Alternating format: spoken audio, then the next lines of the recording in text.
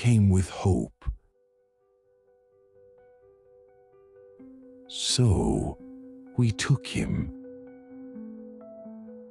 'Cause in order to keep order, hope can't live here. Only fear will suffice. Welcome to Violet. I've always had a passion for storytelling. When I was younger, the kids were outside playing, riding bikes, tag, sports, all of those things. Not me, though. I was mostly inside drawing or writing short stories. It wasn't until middle school one of my friends decided to suggest that I take my love for story writing and drawing and combine them into comics. The idea was obvious, but I had a trouble committing to long-term projects.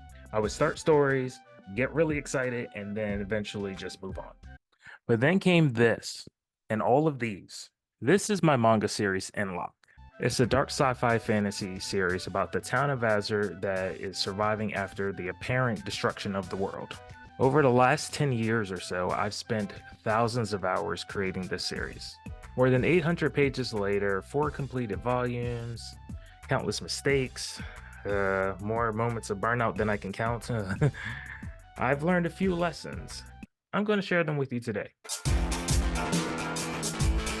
Now, Endlocke didn't come out of nowhere. Before Endlocke, my friend and I made this series called DEADLOCK. It featured many of the same characters, but in different roles. For example, the character Violet was originally a woman who had a condition where her heart was outside of her ribcage, but she's very different now. And I'll let you read the volumes to actually see how different she is. Now, I created the characters for DEADLOCK, but most of the story was handled by my friend. The problem, many of the story elements became convoluted. Characters started existing outside of time and space. Entire plot lines revolved around self-inserted characters. The dialogue was packed with unnecessary complicated language. Everybody in the series sounded like they were trying to make a college thesis. And that's when I learned my first lesson. Simplicity is more powerful than complexity. A lot of creators become obsessed with being unique. We think every sentence needs to be so profound, every story needs to be so original, every character needs to speak like they're the smartest person in the room.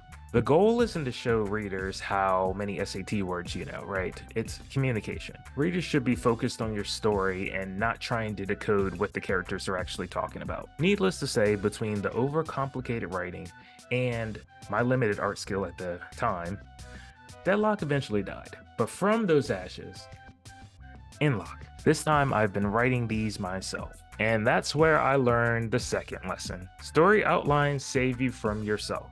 When I started Endlocke, I didn't have any roadmap. It was like the world was my oyster, right? I could take these characters and do what I want with them. I had cool ideas, I had cool scenes that were in mind, but I didn't have a direction. The first chapter focused heavily on Violet. Then in the second chapter, I switch over to 2 assassins trying to find a missing person. I missed a whole opportunity right there. I could have said the missing person was Violet, but instead I introduced a whole new character entirely named Maxwell. And then chapter 3 rolls around and I realize I kind of need to get back to Violet. By the end of volume 1, I had a whole ton of problems.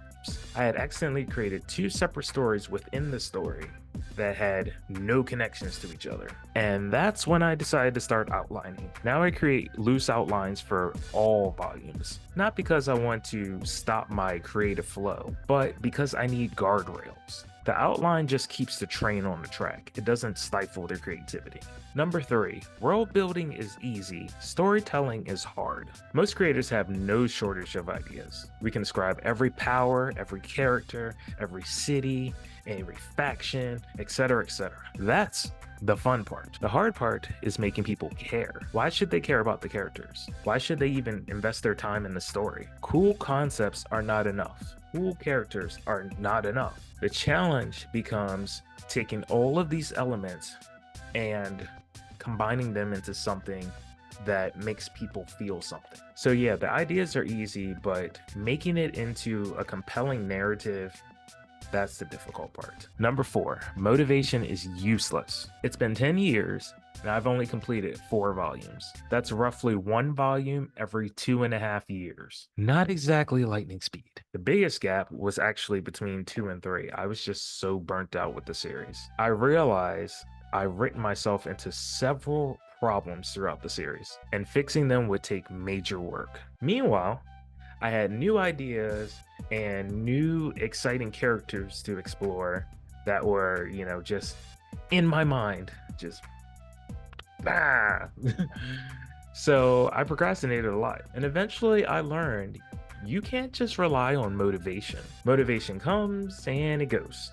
If you're working on something long enough, eventually the excitement will fade away. So what helped me keep going is to create different systems to reward myself in a sense. So I keep going. If I finished a page, I would go and get my favorite snack, Twizzlers Pull and Peel, just saying, or play an hour of video games. Eventually, finishing 1 page became finishing 5 pages before I get my reward, then 10. Another thing that helped me at least promote Endlocke was just to continuously make promotional work for Endlocke. I made a soundtrack for the series as well, which is going to hopefully come out the end of this year. I also went to YouTube, and every time I was creating something for Endlocke, I would have a playlist that I created with other songs from other artists and make that the mood of Endlocke. So it's kind of like a wish list soundtrack.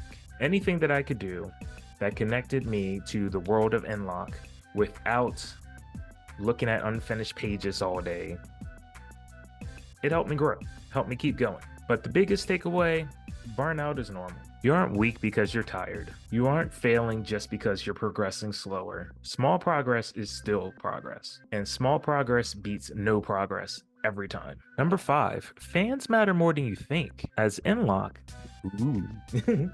started to reach more people through conventions and just putting myself out there, something unexpected happened. People actually started liking the series. Shocker. And every time I would go place, they'd be like, when's the next volume, dude? When's the next volume, dude? When's the next volume, dude? People remembered characters. They remembered scenes. They remembered details that I had forgot about. And during the hardest periods of actually putting the series together, those little moments and interactions actually helped me to continue. Because those little interactions reminded me the project didn't exist just inside my world anymore. Other people had invested in it. There's this customer, and I always talk about her, from Delaware, and she has been waiting and waiting for volume 4 to finally get here. And it's been years. And every time I saw her, I would just feel so terrible.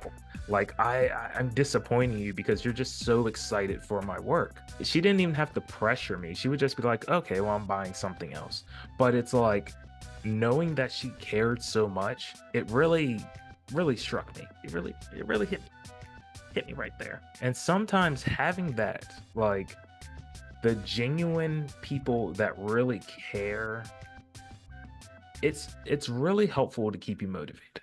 So yeah, number 4 is out. Number 4 is out. If you watch this video, number 4 is out. I will have them next time I come into Delaware. I think is August. So please see me. Look at the website, www.freyofficial.com, at the art tour dates. Number 6, nobody is coming to save your project.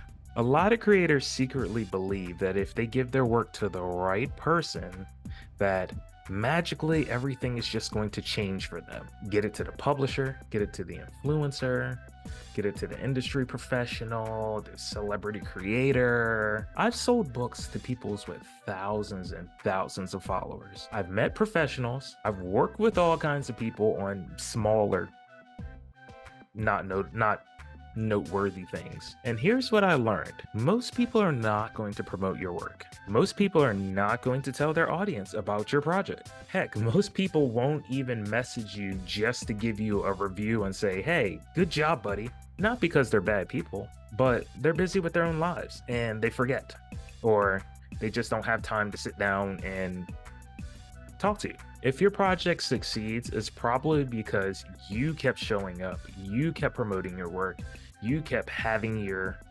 stuff out there. You just never quit. Nobody is coming to save your project. Only you can save yourself. Number 7, this is the one that everybody hates. Marketing matters more than you think. And yes, we're talking your social media. Most people are like, I'll just let the work speak for itself, right? No, don't do that! Now, while you don't need like a massive amount of people, you don't need like hundreds of thousands of followers to get your book out there or to even make a living off of selling your book. I've sold out of books at different conventions and I still have a relatively small following. And I know plenty of other people who have even smaller followings that don't do like YouTube or anything like that, and they totally kill it. But none of that changes one simple truth. People can't support work that they don't know exists. You have to market, you have to post, you have to engage when you get the comments. You have to build these connections with people, getting your DMs, talking to people, meeting them face to face at the conventions, having conversation, building these genuine connections. Like, you got to do it. There's no way around it. You got to do it. And number 8, your work is going to change you as a person. The art improved, the writing improved. I learned marketing, video editing, convention sales, content creation, public speaking, and hundreds of other skills that you just don't think you're learning, but you are. But more importantly, I learned how to keep going when I wasn't motivated. I learned how to recover from mistakes. I learned how to invest in long-term projects and stay committed. So I guess what I'm trying to say with this is that not only do you put the work out there, but you just learn so many different skill sets that you become a totally different person. Now, Endlocke isn't finished, and there are plenty of other stories that I want to tell. I got a bunch of characters that I want to get out there into the world.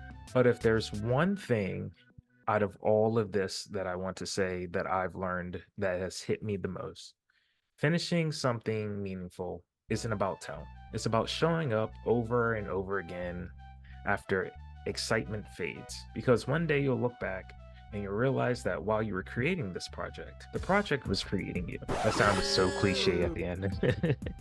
But honestly, that is the most rewarding part, just getting the work out there and, seeing people enjoy it and money. Okay. Anyway, you know who it is. It's free. Thank you for watching. I really appreciate it. If you got any value out of this, like, share, comment, do all those wonderful things below. And if you want to support, go over to www.freyofficial.com. Go get yourself some books. Comes in digital and physical version. Books? Keep creating and keep valuing yourself. See you later.